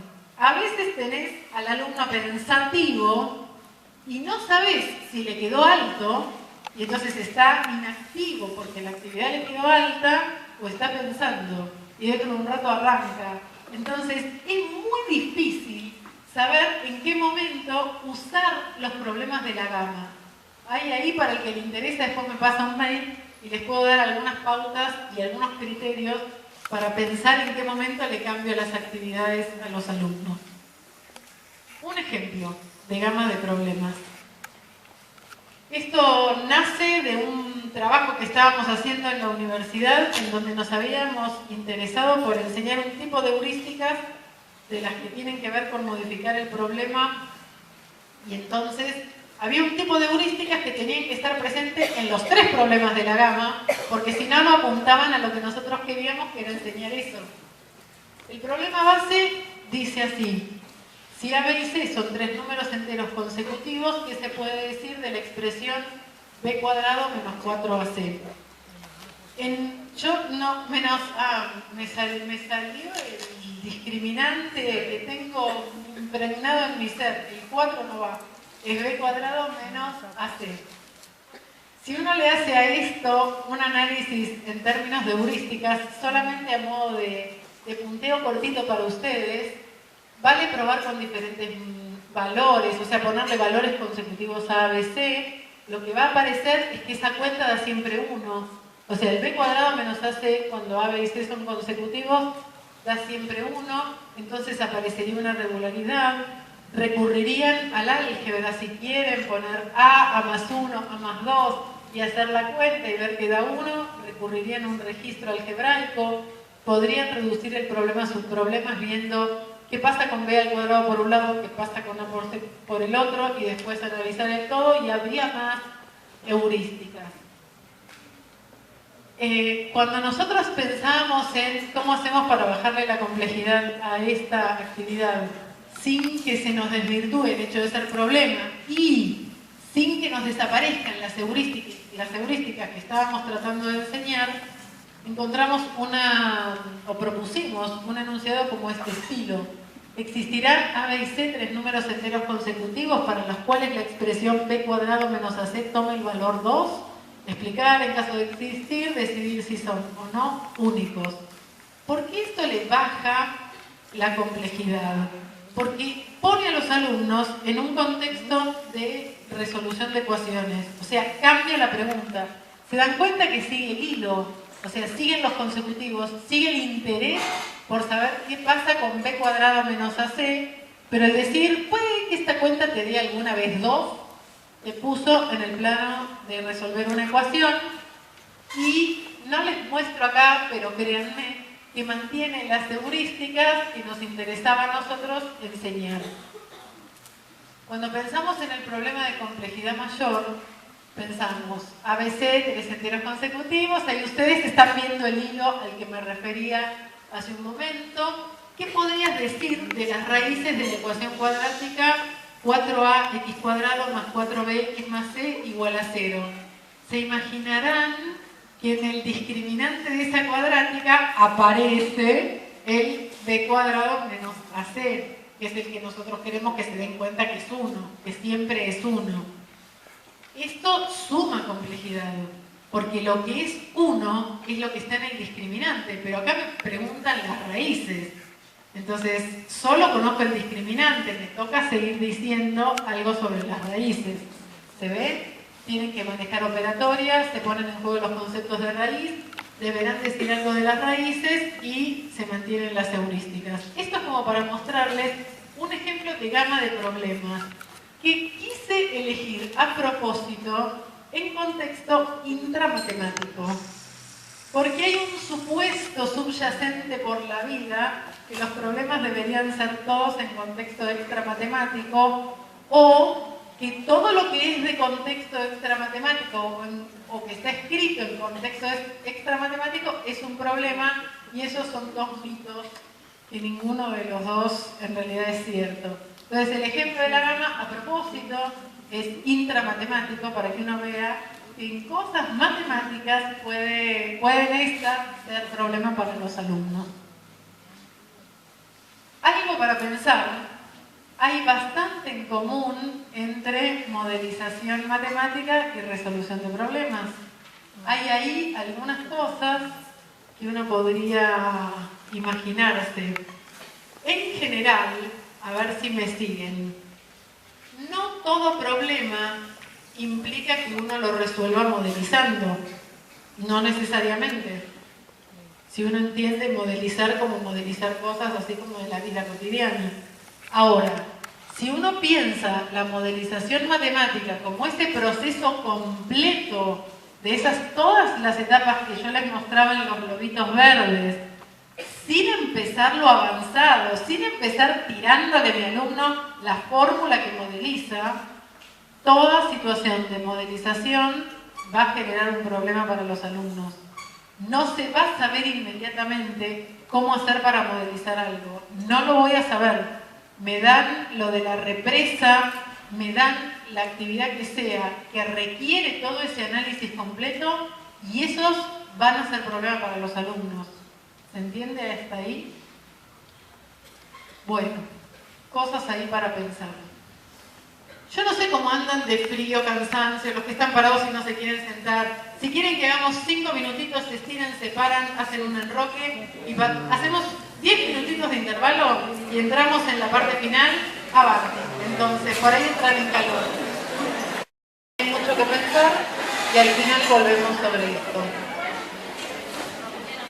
Gráficos, saquemos datos y terminemos en una expresión verbal, es decir, sabiendo poquita cosa, y por eso me interesaba traer esto que me pone pocas filminas en medio, y entendiendo el valor de no privilegiar circuitos, ustedes tienen a la mano pensar muchas, las que quieran, actividades que no privilegien ningún circuito. Nosotros venimos dándole un surco acanalado a este de recién, que siempre me dan la fórmula, me piden la tabla y me hacen hacer el gráfico. Eso se desbarata rápido, solo con pensarlo y con empezar a tener algún tipo de trabajo un poco más creativo. Les quiero mostrar un ejemplo en donde se pone de manifiesto no solo este registro, sino que este circuito que les digo privilegiado, sino que me va a permitir contarles algo de la conversión, que era del pasaje de una representación en un registro a otro, y tener una alerta y poder explicar algunos errores que se suelen dar en la clase de matemática, que a uno le resultan inconcebibles y que eso nos podría dar algún elemento. Esto es el típico ejemplo prototípico que les acabo de describir, ¿no? Vean una función lineal, hacer una tabla y graficar. Si nosotros hacemos, paso de acá a la tabla. Si uno se pregunta, en este pasaje, esto que está acá es una representación en el registro simbólico. Esto que está acá es una representación en el registro numérico. Puede haber otra representación en el registro numérico con más números, con otros números, con pares ordenados.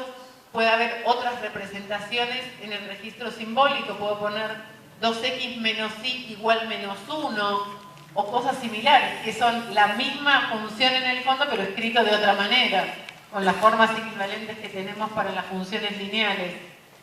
Cuando uno hace este pasaje de esta representación en registro simbólico a esta representación en el registro numérico, ¿qué pasa con la información que tenía adentro esta representación del objeto función lineal a esta representación de ese objeto? ¿Qué pasó? Tengo y igual 2x más 1, que en esa expresión tiene los infinitos pares ordenados que están en esa relación, y la pobre tabla modesta y valiente que tiene 2 pares ordenados. Entonces, en esa conversión entre esta representación en registro simbólico y esta en registro numérico, se perdió un montón de información, tanta que perdí toda la información menos 2 puntos. Miren lo que perdimos en ese pasaje. En esa conversión perdí toda la información menos 2 pares ordenados. Cuando de la tabla paso al gráfico, en realidad los alumnos pasan de la tabla a marcar estos 2 puntitos, el 0,1 y el 1,3. Si paso de la tabla a marcar 2 puntitos, la información que tiene la tabla y la información que está en el gráfico coinciden. 2 puntitos en la tabla, 2 puntos en el gráfico. Pero cuando uno traza la recta en el gráfico, ¿qué pasó con la información que tenía acá y con la información que me da este gráfico. Se aumenta, o sea, completo la información cuando paso de la tabla con dos modestos pares ordenados a trazar esa recta completa. ¿Se dan cuenta? Y si paso de la recta a la expresión, cosa que también podría ser, en este caso uno conserva la información. La recta tiene los infinitos pares ordenados adentro de su representación, del mismo modo que la expresión simbólica también tiene los infinitos pares ordenados dentro de ella. ¿Se ve? ¿Les pasó alguna vez de dar acá, en lugar de 2x más 1, funciones tipo 1 sobre x?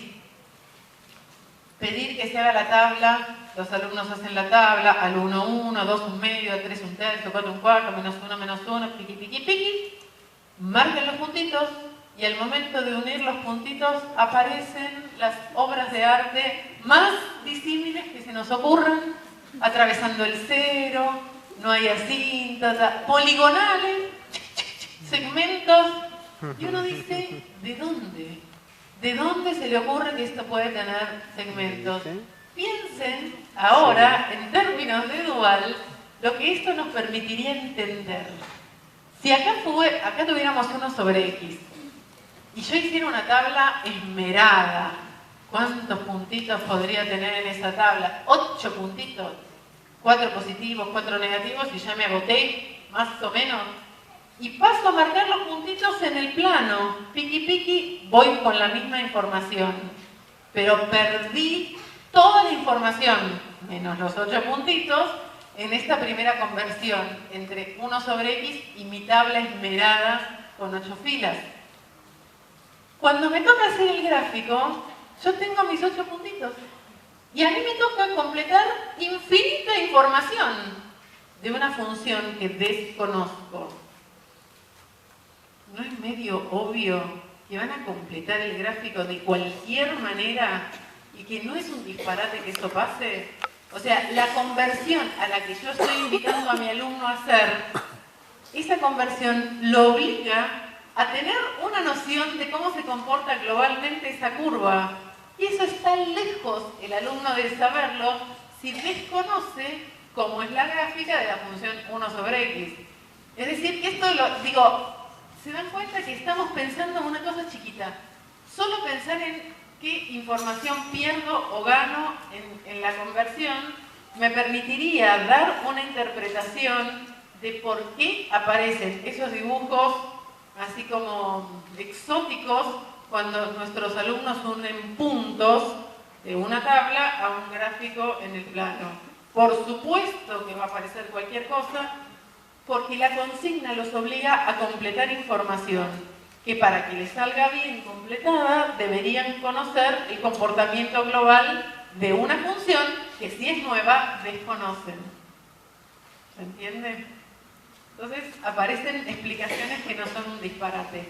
Bueno, esto está bueno para pensar porque nosotros vivimos haciendo esto y hay atrás mucha cosa o que se gana o que se pierde en un pasaje a otro. Vieron que les decía esto de extraer y asignar significado, que les decía que es difícil, no solo difícil, sino que son procesos que están lejos de ser reversibles uno del otro. ¿Cómo era esto?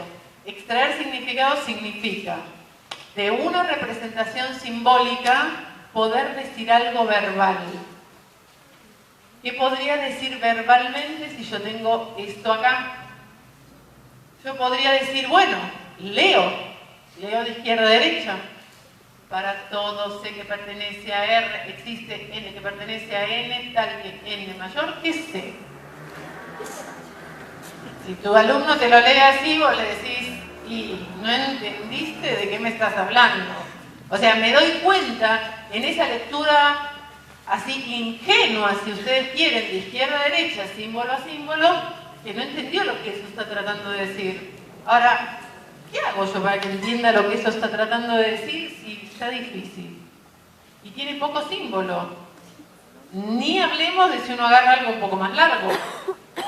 Lo que hay detrás de esto, no me interesa hacer el ejercicio con ustedes, sería muy interesante, pero son tantos y es tarde y están cansados y hace frío que no vale la pena hacerlo. Es muy interesante hacer el ejercicio de ponerse a pensar qué diría yo sobre esto, que trascienda esa lectura de izquierda a derecha. Lo que hay atrás de esto es el principio de Arquímedes, que el conjunto de los números naturales es no acotado, y uno dice, ¿dónde está eso en esto? ¿Dónde? Entonces, me conformaría que mi alumno extraiga significado cuando es capaz de leer símbolos y mostrarme que entendió el mensaje de los símbolos. No me conforma que lea uno a uno. Pero bueno, ¿en qué momento uno explica este tipo de cosas en la clase? ¿Cómo paso de símbolos a palabras que muestren esa comprensión sobre lo que los símbolos nos están tratando de decir? Altamente difícil. Piensen que cuando uno quiere que el alumno autónomamente lea un libro y entienda lo que el libro le está tratando de decir, tiene delante este problema. Porque el libro le mete símbolos. ¿Y qué es lo que el alumno entiende? Si solo entiende que lee y que leer y pronunciar los símbolos es entender y poder repetirte, para todos sé que pertenece, no lo estoy mirando, para todos sé que pertenece a R, existe un N que pertenece a N tal que N es mayor que C, si mi profe se conforma con eso, allá él. Yo estoy lejos de haber entendido lo que esos símbolos quieren decir. Entonces, hay un trabajo que es en extremo delicado, interesante, y daría para otra charla, sobre cómo hacer para enseñarle a los alumnos que extraigan significado de los símbolos, que se lleven el mensaje que los símbolos les están tratando de dar. Y si advierten que atrás de esto hay un mundo de complejidad, adviertan también que el camino inverso es otro camino con otro mundo de complejidades, que es el de asignar significado, que es al revés. Es, yo te digo algo en palabras y te pido a vos que lo pases a símbolos. No lo voy a hacer, pero podríamos. En palabras, algo simple. Dos números reales son iguales si la distancia entre ellos puede hacerse arbitrariamente chica. Clarito, cortito, 2 renglones y medio porque la letra fue grande, sino 2 renglones. Y de ahí a que tu alumno pueda escribir eso en símbolos hay un abismo de trabajo. Miren cómo queda esto. ¿Dónde está el arbitrariamente chico? ¿Dónde está? Esto empieza hablando de que 2 números son iguales y escrito está al final. O sea, la forma en la que uno habla no es la misma en la que uno escribe en símbolos. Yo me esmero en el castellano para hacer lo más clara posible, pero eso no necesariamente se traduce de cada palabra del castellano a un símbolo. ¿Quién enseña esto? Es muy difícil. Es difícil de enseñar y es difícil de aprender. Desde mi perspectiva personal, son de los irrenunciables. El extraer y asignar significado es lo que no renunciaría nunca, porque es lo que le da autonomía al alumno. A que pueda leer de un libro el caso anterior y entenderle lo que los símbolos le están diciendo, y esto para que pueda expresarse en la jerga matemática, ¿no? Bueno, perrito, ¿qué te llevas de esto? ¿Por qué es útil esto? ¿Qué nos llevamos para pensar? ¿Por qué apareció esto de los registros entre la modelización, la resolución de problemas y toda la historia? ¿Se dan cuenta que es un elemento útil que va más allá de estar trabajando con problemas, trabajando con modelización? Es decir, lo de los registros nos atraviesa, porque en la matemática irremediablemente necesitamos trabajar con registros de representación, porque todo es abstracto. ¿Se dan cuenta? Entonces, era una forma de contarles algo muy cortito que podía estar, que está en realidad subyacente al trabajo con modelos, al trabajo con la resolución de problemas, etc. Por eso me parecía que podía ser pertinente acá. Estamos llegando al final. Me queda lo de evaluación, que en un momento decidí, aunque no lo hice en el intervalo, que tal vez lo acorte un cachito. Quiero mirar la hora. No me quiero extender de las 9, así que por ahí, es más, si termináramos un cachito antes, todos ustedes estarían más sonrientes. Por ahí lo que puedo hacer es saltearme alguna parte. En el Power queda, todo el que quiera el Power me pasa un mail y lo tiene. Y bueno, podríamos hacer algo un poco más corto. Les voy a mostrar imágenes asociadas a la evaluación. Estudié pero no me acuerdo. ¿Quién dijo esto? ¿Quién no dijo estudié pero no me acuerdo? Olvidarse de todo. ¿Y cómo me llamo? Dice acá, en un signo de pregunta. Pensar mucho. La evaluación se asocia con tenés que pensar mucho. Cuando te toman una evaluación, exprimir el cerebro. Angustia y miedo. Estos dibujitos, acá dice, ¿no sientes miedo antes del examen? O sea, están contextualizados, no es que busque una carita de miedo, es una carita de miedo en un examen. Transpirar, sentirse mal, la gente que se descompone del estómago, que se descompone y necesita ir al baño. No pasar, no aprobar, repetir el año, no acreditar, el pobre que está acá arriba, que le tocó repetir, que tiene carita triste. Cuando uno piensa en todo esto, es tremendo. O sea, es tremendo lo que nosotros generamos cuando estamos pensando que uno evalúa por el bien del otro también, para que el otro sepa cómo anda por la vida aprendiendo matemática, y le hacemos pasar todo eso. Entonces, por ahí pensar algunas cosas referidas a la evaluación nos permitiría destrabar un poco esas imágenes así como fuertes que hay detrás de la evaluación. Para evaluar uno tiene que embarcarse en un proyecto, en un proceso en donde hay que recoger información sobre lo que voy a evaluar. Eso se hace con instrumentos. Hay que valorar estos datos que uno recogió en función de ciertos criterios de evaluación. Hay una cuestión clave que se asocia con la evaluación, que es el brindar retroalimentación, es decir, hacer devoluciones a quien yo evalué para decirle lo que vi, cómo lo vi, qué le falta, qué no le falta, y la retroalimentación a mí misma, que es a partir de esos datos que me están diciendo, esos datos me están diciendo algo sobre mi propuesta, sobre mi trabajo, sobre lo que hice. Entonces esa retroalimentación es ida y vuelta, y cuando uno toma decisiones con esos datos y esa valoración, la evaluación se vincula con la acreditación. Acreditación si me diste, que me dice, pasaste, no pasaste, tenés que repetir esta materia, el año o lo que sea. Lo que hay mucha cosa sobre evaluación vista y desarrollada, desde qué cosas se evalúan, para qué evaluar, quién evalúa y cómo. Por ahí lo que me resulta a mí más interesante, dado que decidí recortar un poco para no agobiar, quiero sí o sí hablar un cachitito de evaluar resultado de aprendizaje y proceso de aprendizaje. Y valga una aclaración de terminología. Suele uno hablar abreviando. Uno dice evalúo resultados, evalúo proceso. O sea, le quito estas palabras. Cuando uno le quita de aprendizaje y solo dice evalúo proceso, se suele confundir con evaluar el procedimiento de resolución del alumno y no el proceso que vive el alumno cuando está aprendiendo algo en matemática.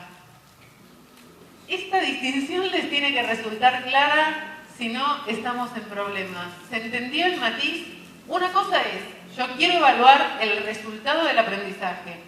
Enseñé, intentando que mi alumno aprenda y al término evalúo el resultado de aprendizaje. Cuando quiero evaluar el proceso de aprendizaje, tengo que ir viendo cómo va el alumno mientras que yo le voy enseñando, quiero ver cómo él va aprendiendo eso que le estoy enseñando. No estoy mirando los procedimientos que usa para resolver, eso es otro asunto. Evaluar proceso confunde. Si uno dice evalúo proceso de aprendizaje, tal vez les deje de confundir. Ojo con eso. Ojo con eso porque muchas veces se entiende de manera diferente. Me voy a saltear algunas cosas. Me voy a saltear centralmente lo de quién evalúa. Por ahí, porque en esto hay matices de que si evalúa solo el profe, solo el alumno, los dos juntos. Me voy a saltear esta parte igual queda en el Power para el que lo quiera ver. Me interesa, más que nada, mostrarles con qué instrumentos uno puede evaluar proceso de aprendizaje. Porque esos instrumentos para evaluar proceso de aprendizaje son los más raros de encontrárselos en la vida académica y son los más pertinentes para evaluar la resolución de problemas, casualmente. O sea, cuando uno quiere ver a su alumno en el proceso de aprendizaje de resolver problemas, necesitaría usar instrumentos apropiados para evaluar el proceso de aprendizaje y no el resultado. Yo no quiero ver cómo anda resolviendo problemas de acá a 4 meses, si le sale o no le sale. No me interesa eso. Me interesan sus heurísticas, sus estrategias. O sea, lo quiero ver en el medio. Entonces, la pregunta obligada, que era mi deuda anterior, era con qué instrumentos uno logra evaluar ese tipo de proceso de aprendizaje en la resolución de problemas. Entonces, me interesa más que nada mostrarles algunos de estos instrumentos. En la evaluación de resultados aparecen los instrumentos que venimos usando comúnmente. Las pruebas escritas u orales, estructuradas, no estructuradas, semiestructuradas, o sea, el típico parcial para desarrollar un multiple choice. Eso mira resultados, oral, escrito o como sea. Pueden ser las estructuradas son las que se asocian a, por ejemplo, opción múltiple, multiple choice, o aparear cosas, unir con una flecha la fórmula con el gráfico, o completar los puntitos. Las raíces de la cuadrática son puntito, puntito, y uno tiene que ponerle el valor. Eso es estructurado. Las semiestructuradas son los típicos parciales, y las no estructuradas son las que tienen una consigna más corta y más libertad y más posibilidad de tomar decisiones el alumno. Ejemplos de esto, las monografías, las tesis, las tesinas. Vos sabés que tenés que hacer un trabajo de esto, pero no tenés todas las pautas de paso a paso cómo se va recorriendo el hacer de ese trabajo. Una cosa que está bueno que consideren es, a mayor estructuración, o sea, cuanto más estructurado es, evalúa habilidades de menor complejidad. O sea, si solo tengo que poner crucecitas o unir con flechas, están pidiéndome poco. O sea, solo quieren ver si reconozco un gráfico con una función o si sé si algo es verdadero o falso. A mayor estructuración, más baja el requerimiento de pensar que me están evaluando. Me evalúan si conozco una definición, si conozco aplicar una fórmula. Y a mayor no estructuración, es decir, cuanto menos estructurado es, cuanto más abierto es, evalúan cosas más complejas. Exigen de mí más. ¿Se dan cuenta? Entonces, esto está bueno saberlo.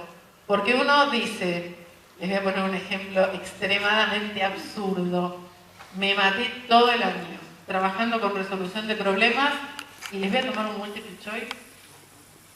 Se desvanece de incoherente, porque resolver problemas es mucho más complejo y con una prueba estructurada de multiple choice, eso no lo puedo medir. ¿Está bien? Cuando uno piensa, acá está en rojo, no confundir el evaluar procedimientos con evaluar procesos. Cuando uno quiere evaluar el proceso de aprendizaje, los instrumentos que se utilizan son portafolios o portfolios, rúbricas o rubrics, listas de cotejo o registros de observación y diarios. Y les quiero mostrar rapidito en qué consisten estas cosas. Ejemplos de instrumentos. Los diarios es como los diarios que usábamos de chico, más que nada las chicas, en donde volcábamos las cosas que le queríamos contar a nuestro diario. En un diario de clase, la lógica es más o menos así, solo que no siempre yo vuelco lo que quiero libremente en ese diario, sino que a veces el profesor me pide qué cosas quiere ver en el diario. Entonces yo tengo pautas para escribir un diario que puede ir, por ejemplo, plasmando mis intentos fallidos, mis intentos exitosos, cómo me sentí. Las cuestiones de afectividad pueden plasmarse ahí perfectamente. y el profe es el que decide qué cosas quiere que el diario contenga. Cuando uno pide un portfolio, el portfolio es como portafolio, o sea, es un portafolio de trabajos, una colección de trabajos que el profe le dice al alumno cómo construir, cómo armar. Por ahí le dice, pon en el portfolio tu mejor trabajo, pon en el portfolio un trabajo donde se vea un error y un trabajo posterior donde se vea cómo corregiste ese error, o lo que quiera el profe pedir. Esa colección de trabajos no podría pedirse al final del año, porque pierde este instrumento su capacidad para evaluar el proceso de aprendizaje. Esas entregas que conforman el portfolio tendrían que ir siendo pedidas a lo largo del curso, ¿está bien? Si no, perdió el espíritu de informar sobre el proceso. Las listas de cotejo tienen este formato. Son como una matriz donde uno decide qué cuestiones quiere verle hacer a su alumno. Por ejemplo, quiero ver si reconoce y organiza datos, quiero ver si organiza resolución, si utiliza conocimientos matemáticos. O sea, yo decido qué es lo que le quiero ver a mi alumno y se lo comunico. Le digo lo que me interesa que aprenda. Y en cada uno de los días en donde se trabaja, supónganse con resolución de problemas, lo voy llenando cada una de las celdas con cada uno de mis alumnos, y eso demanda tarea, y lo puedo llenar con la palomita o la cruz como presencia o ausencia, o puedo matizar y poner en la celda si lo vi bien, regular o mal. Imagínense que cuando tengan esto lleno de palomita o ausencia, ustedes van a tener que transformar esto en una nota. Y esa nota, ustedes son libres de ver cómo la ponen. Miren esto. Hay gente que hace esto. Mira la cantidad total de lugares que rellenó. Cuenta la cantidad de palomitas, la cantidad de cruces y hace una proporción. Otros miran esto, dicen, a mí lo que me interesa es que vaya mejorando. Entonces, si a partir de un cierto día en adelante tiene todo palomita, palomita, palomita, tal vez no me interesa que los primeros días tuviera cruces. Y tal vez le pongo un 10, porque entiendo que mejoró en ese proceso de aprender. Y no se me mueve un pelo por poner un 10 a alguien que tenía cosas que al principio no le salían. Le valoro otra cosa. Ese criterio lo pone el profe. ¿Se dan cuenta? El instrumento, hay que sumarle el criterio que ustedes quieran usar para transformar esto en una nota. Esto es un ejemplo que después se lo leen. Les muestro lo que es un rubric, que es la última que me queda mostrarles. Esto es una parte de un rubric diseñado para evaluar resolución de problemas. Lo que se hace en esta primer columna, uno identifica aquellos aspectos que quiere evaluarle al alumno. Por ejemplo, me interesa que busque una posible solución, me interesa que verifique esa solución que propone.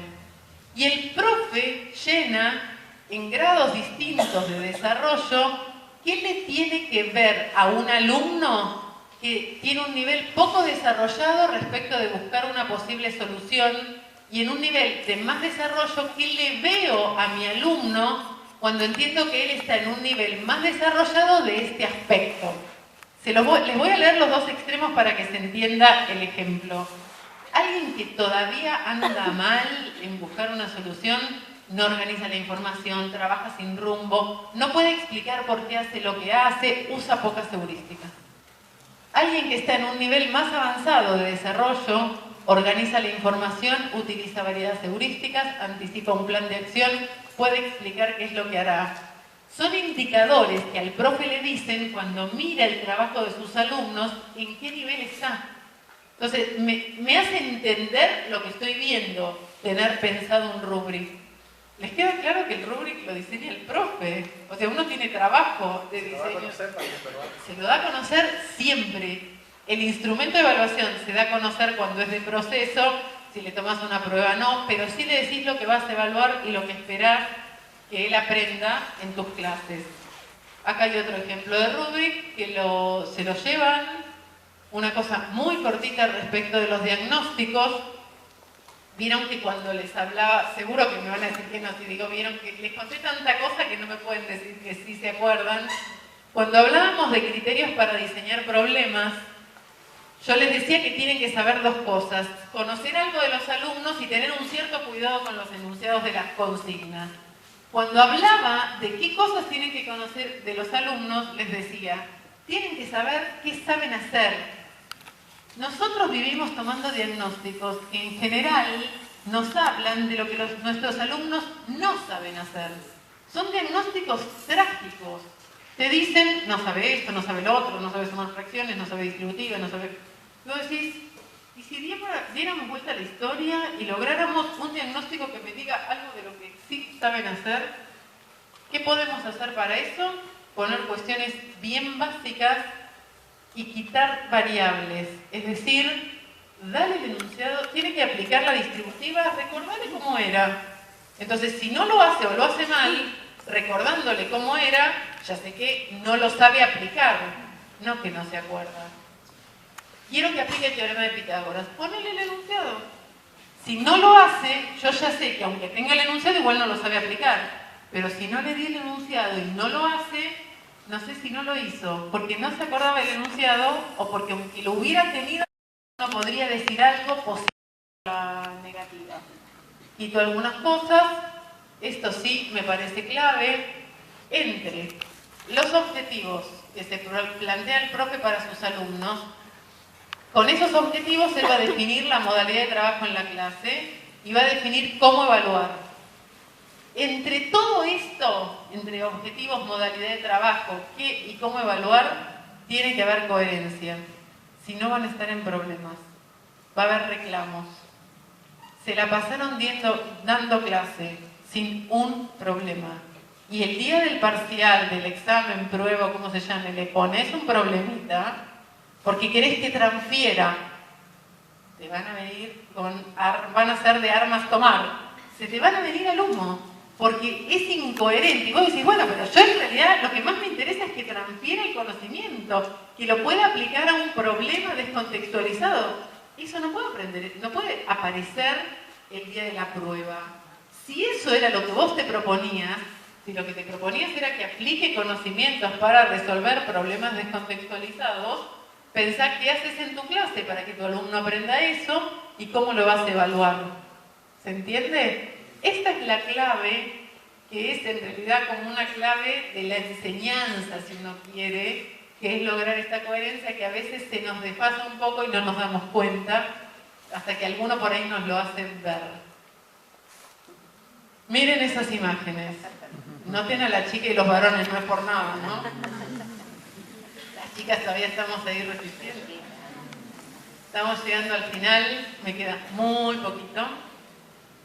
Espero que se lleven mucho para pensar. La gente que vino solo a esta charla, porque mañana seguimos con algunos trabajando aquí, pero la idea es que se lleven cosas para pensar. Habrán visto que respuestas hay pocas.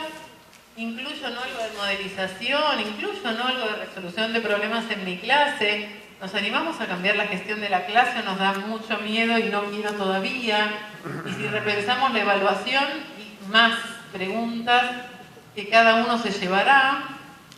La idea es empezar de a poco. Uno en general no patea el tablero y empieza todo de nuevo. Lo que yo los invito siempre es, sí, empezar de a poco, pero empezar. O sea, no decir, no, esto no es para mí, no todavía, no es mi momento. Sí empezar de a poco, pero sí empezar. Y bueno, creo que esta es la última. Hay muchas, con muchas por todo el largo tiempo que estuvieron aquí. Antes, no sé si quiere alguien hacer preguntas, aportes, sugerencias. Quieren irse a comer y dormir. La gente que sigue mañana nos vemos 8:30. 9. Un poco más temprano que hoy. 8:30. Bueno, listo, quedan liberados. Que tengan buenas noches y con algunos nos vemos mañana.